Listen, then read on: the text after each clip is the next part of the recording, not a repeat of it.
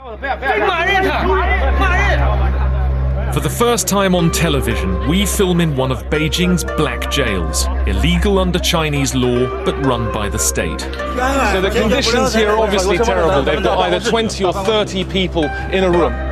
These people haven't done anything wrong.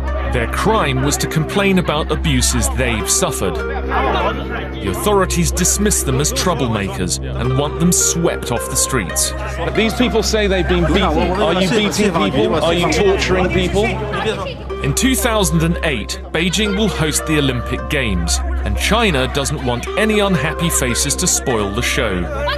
This is the Beijing China's communist leadership doesn't want you to see. No.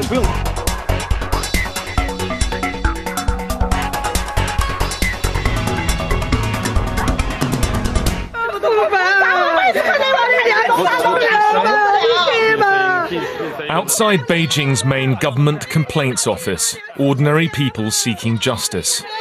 Their cases are a profile of everyday human rights abuses across China. By law, they can come here to petition if they feel their cases haven't been properly heard. But nobody was listening. All of these people are explaining their petitions, and what they say is the inability that they have to get their petitions heard. Security guards surrounded us and demanded to see our papers. J2. Our translator has just been called a traitor for bringing us to this office here. The authorities feel decidedly uncomfortable if there's any form of discontent expressed on the streets of Beijing. And as a result, they feel deeply embarrassed. This is not the Beijing that they want to have displayed to the world. The guards tried to stop us from filming, as all around us people loudly complained at their treatment. These incredible scenes started as soon as we arrived here, and I think that the crowds there showed how frustrated they are by their inability to get any kind of accountable answer from the authorities here. This is the end point for them. They've exhausted the options of local courts, the municipal authorities, and now they've arrived here in Beijing, sometimes thousands of miles from where they live. People trying to speak to us were manhandled away, but they kept coming. What strikes me about all of this is that the petitioners are coming up to us with their documents because they have no confidence the authorities can settle their problems. And now they're just being shooed away by uniformed men outside uniform. I mean, the whole security apparatus here seems to be devoted to preventing people from having their petitions heard. This guard told the woman to go to the petitions office. She replied there was no one to hear their cases. Under the communist dictatorship, there's no right to freedom of speech. But in an effort to appear open ahead of the Beijing Olympics, they claim that foreign media can work freely. There's supposed to be no limit on access to talking to the ordinary citizens of Beijing, but she says that here we need permission to talk to the petitioners. Right. And my hands continue to be filled with documents.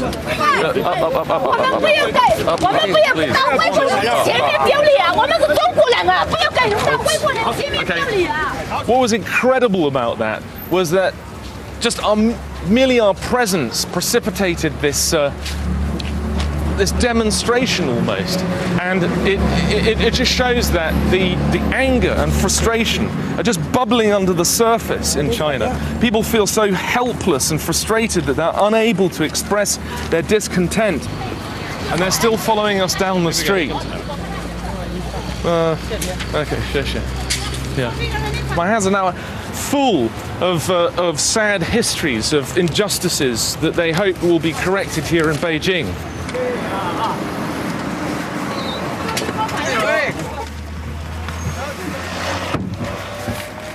These people are so desperate that they have no ability to rely on their own governments to settle their problems, that they're relying on the Western press. We heard petitioners were being swept off the streets in the countdown to the Olympics and a Congress of China's Communist Party. We sight of unhappy petitioners is apparently bad for business. But we found them everywhere, like these ones sleeping rough in an underpass. Out came the petitions again, with outpourings of grief and tragic tales that point to widespread corruption. This was her house, her home, and then it was destroyed. That's a picture of her house being destroyed, and that's where she now lives. He was beaten by the developers' thugs. That's the developers' goons moving in with the bulldozers to destroy their houses. Right, this man's land was taken, and what's this case? Right, 3 generations of family made homeless. And what's your case? Land taken. Okay, this was his farm before, and that's what it is now. So there you have a mosaic of extraordinary and tragic stories. I was underdog, he's written. This elderly man, nearly 80 years old, was a medical college graduate before his life was ruined by wrongful accusations of being a counter-revolutionary, whatever that means, in the 1970s. He writes here in English, I was underdog, and then he also writes rather plaintively, assist. These people are not going to get much help.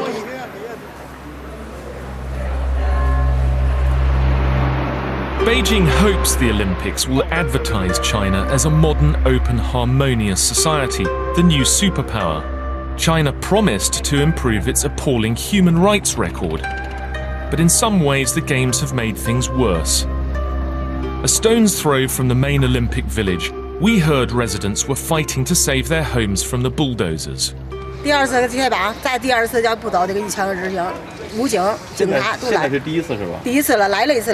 These residents are afraid of forced eviction from their homes here, right on the edge of the Olympic area. This is the eviction notice ordering residents of these 2 blocks out of the premises by today. And they say that if the residents don't go by today, there will be a second warning, after which they will be evicted by force. And here it's explained that the redevelopment is for road construction relating to the Olympics. The compensation offered was pitifully low. This woman said she was determined to stay put. Residents say that they know what the law is and they're going to resist eviction. They say that there are 162 households who are going to refuse to move out.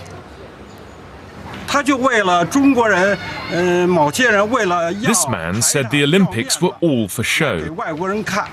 He accuses the developers of using the Olympics as an excuse to evict these people for redevelopment. And he says that the Olympics are being used to show off to the foreigners at the cost of the lives of ordinary people here.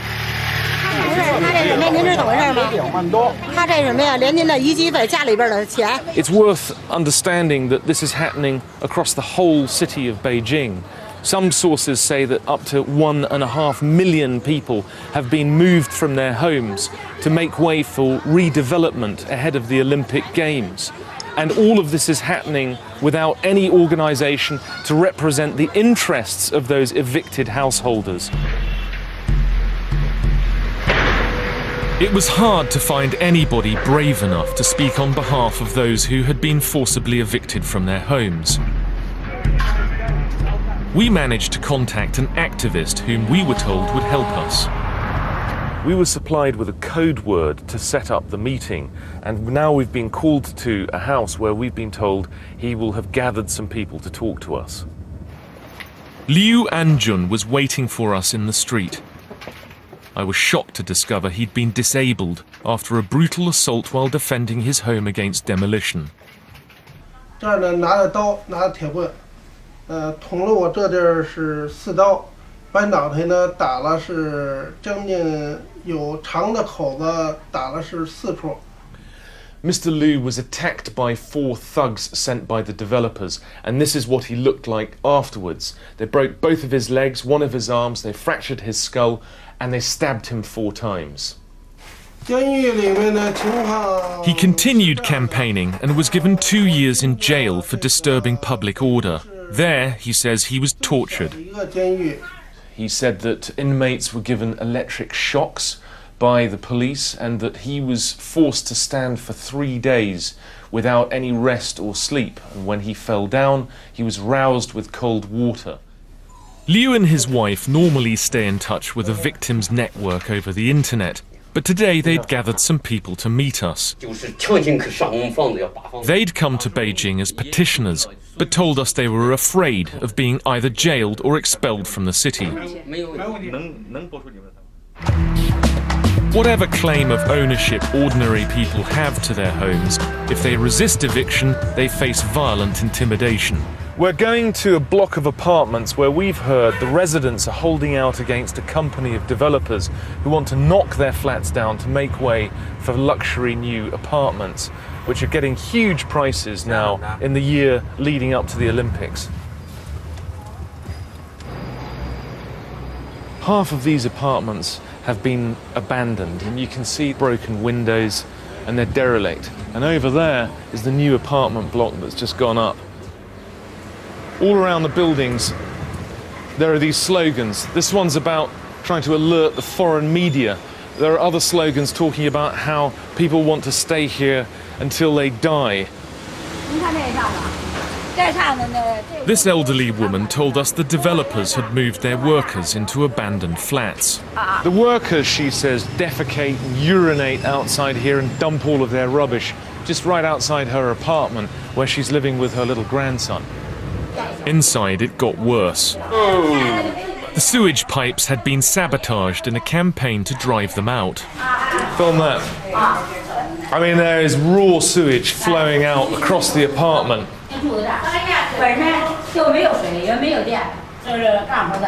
Right. They built these barriers here to stop the flow of sewage, which, as you can see, must be quite deep, from getting into their apartments. Now the threats had turned to violence. Oh dear. We visited Zhu Xiguang and his scared family.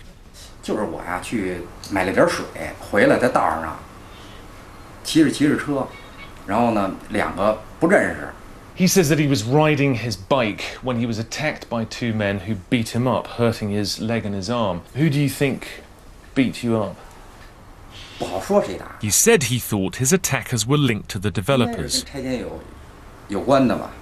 He is one of the 3 leaders of the committee that have been fighting the evictions.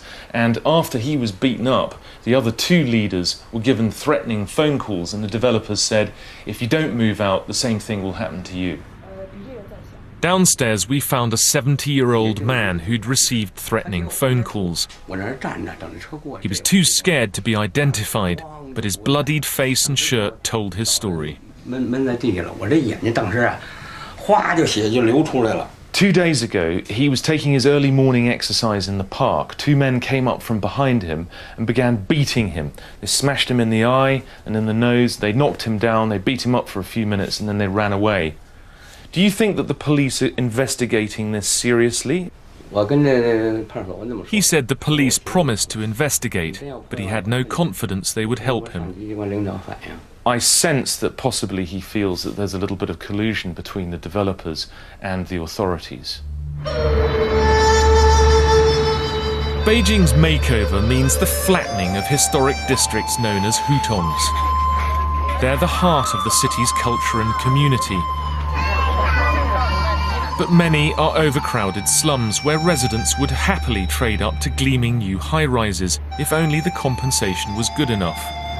Most of this district has already been reduced to rubble, despite widespread objections. So that's a picture of what they're going to build here instead. It's called the New Fortune Business Building. Problem is, there's still a home right in the middle of the building site. It's known as a nail house. The developers want it banged down flat. The owners have hung on for 5 years. Then the husband died a week before we arrived, on the day of his funeral. The event had become a rallying point for unhappy residents, but the police were determined to stop it turning into a full-scale protest. This is a demonstration that grew out of the demolition of a residential area. There's nothing political about it. Most of the people here, a few dozen of them, are elderly or clearly quite harmless, and yet they're surrounded by uniformed policemen, plainclothesmen filming them all. The atmosphere is really quite intimidating.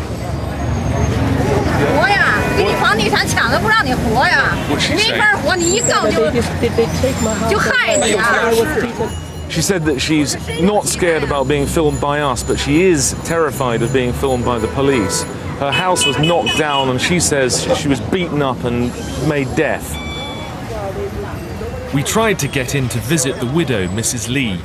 Half her house had already been demolished by thugs, in spite of a court order halting eviction.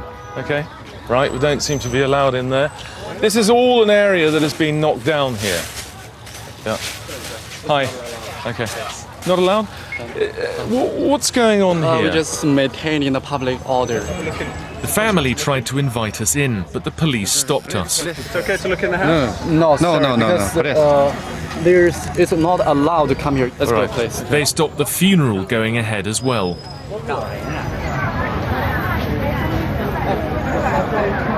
They just don't want any kind of coverage, and they don't want any kind of display of discontent by residents. Even a funeral gathering for somebody whose house is being knocked down seems to be a worry for the state.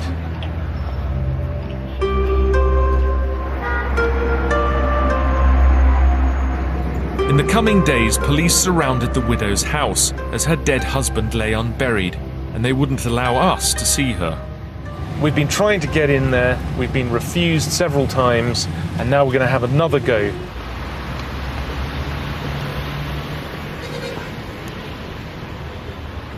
The police were a little slow off the mark. Hello, Nia, come on. We do need Dean. Dean. Yeah, we need Dean. Yeah. We've got into Mrs. Lee's house. We've got past the police cordon, but now our translator is outside and he's been stopped by them. We found Mrs. Lee keeping vigil for her dead husband. She was clinging on with her disabled son as the developers waited to pounce. The police refused to let our translator in, so Mrs. Lee had to come out. Just tell the world what you're going through, Mrs. Lee. She said she'd been about to hold the funeral when the police surrounded her home. As she told us her story, the police dragged our translator away. And ask her to tell us, what is this all about? Why are they doing this to her? She told the police she wouldn't go ahead with the funeral with them laying down the rules. The senior police officer had threatened her, saying more members of her family would die. I think that we should leave. We should leave because obviously this is going to create more problems for Mrs. Lee. So with a great deal of sorrow, Mrs. Lee, good luck. Good luck. Good luck. Good luck. I'm very sorry. I'm very sorry. I'm very sorry.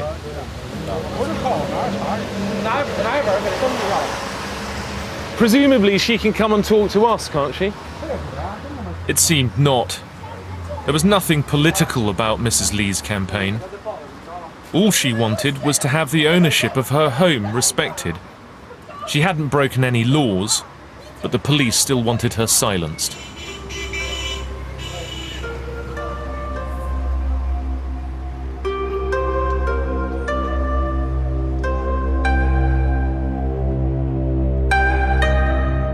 The police refused to talk to us, so we went to ask the developers, New World China Land, why Mrs. Lee was being mistreated. Down there, we wanted to get a public relations officer. Just then, the head of evictions turned up. Yeah, we want to talk about the redevelopment around Zone 6. We've got various questions. Right away, he asked our translator if we were there about Mrs. Lee's case. Is it true that you've threatened Mrs. Lee and her husband before he died? He now told us he'd never had any contact with Mrs. Lee. But what about in June? Your men went to you began knocking the house down in June. He warned us to switch off the camera, threatening to have 10 security guards confiscate our equipment. We went to the authorities looking for answers, but local government, the mayor and the Olympic organisers said they knew nothing about forced evictions. As we were about to leave Beijing, we heard the authorities were increasing their efforts to round up petitioners. We got a tip-off about a black jail, so called because officially it doesn't exist. We're outside a hotel on the outskirts of Beijing where we hear that people are being held illegally. They're petitioners from outlying provinces and they're being held here before being bussed back to their home areas. No TV crew has filmed inside one of China's black jails before. Days before our visit, a print journalist had been forcibly ejected from here. Right, these appear to be petitioners. And they're being held here, obviously, behind a gate. At first, the guards seemed bemused and did nothing to stop us. They're being held against their will. They confirm that they're being held against their will. This woman said she wanted to be let out. Come on. The inmates showed us a woman they said had been beaten. Others were disabled. They strangled and beat me, this man said. They pointed, saying, "These are the thugs who beat us." Okay. What are the conditions like? The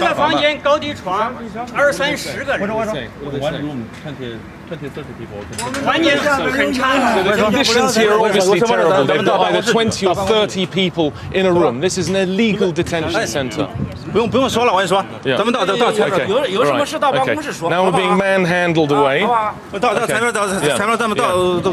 I need to know is, why have you locked them up? Why have you locked them up? Why have you locked them up? Why have you locked them up? When under Chinese law, petitioners are allowed to file their applications in Beijing. These people say that they've been beaten. Are you beating people? Are you torturing people? He said they were told by the Beijing authorities to deal with the petitioners. All right, these people are being muscled away. They are locked behind this gate. Some of them say they've been held here for weeks in totally bestial conditions, 20 or 30 people to a room. The officials say that they have been ordered by the authorities to pick them up. But why have you been ordered to pick them up? Suddenly, the security boss appeared and began shouting and pushing us away. He's the director, they said. He's in charge. Who are you? Who are you? Who are you? Who are you? Show me your ID. What's he saying? What's he saying? Yeah, I need to know who he is. In the struggle that followed, guards roughed us up, broke our camera, then tried to lock us up.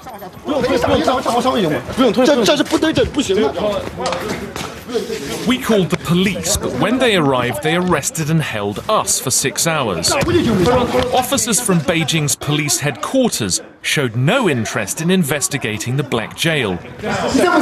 We were only released when they thought we'd destroyed the footage you're now watching.